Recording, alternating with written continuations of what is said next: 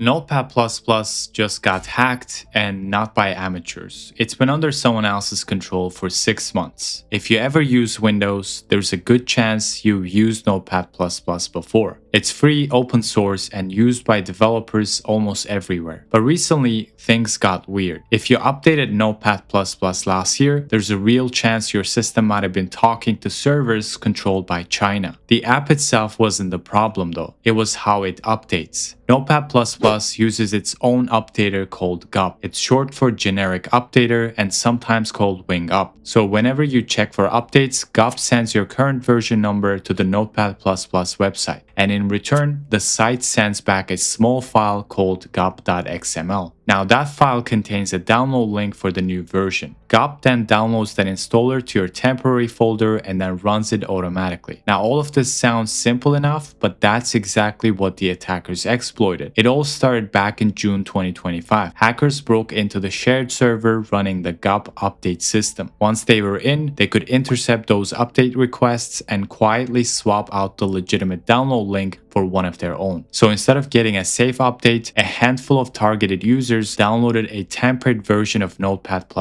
carrying a malware called Chrysalis. Chrysalis is a persistent backdoor. It hides deep, sticks around, and gives attackers remote control over the infected machine. And all of this wasn't random. The hackers didn't go after everyone. They just handpicked targets, mostly organizations linked to East Asia. Now, some of those machines were later accessed directly by the hackers. Now, the interesting bit is that the GUP traffic was supposed to be over HTTPS, encrypted and secure. But in older versions, it wasn't always enforced. In fact, some old releases even used a self-signed certificate, which made tampering a lot easier. In early September, a simple maintenance job on the hosting provider's side accidentally kicked the attackers out, but that didn't last. They had already stolen credentials for the provider's internal systems, which let them sneak back in and stay hidden until December. During that time, they even tried to reuse some of the same old flaws in the update chain, but those attempts didn't work because newer versions had already patched them out. Around mid-November, security researcher Kevin Beaumont picked up on what was happening. Version 8.8.8 had just rolled out, mentioning extra protections for the updater, and that line kind of set off alarms for him. Later, his research confirmed that the Notepad++ updater wasn't checking downloads as securely as it should have. It was a setup that could be hijacked, and that's exactly what happened.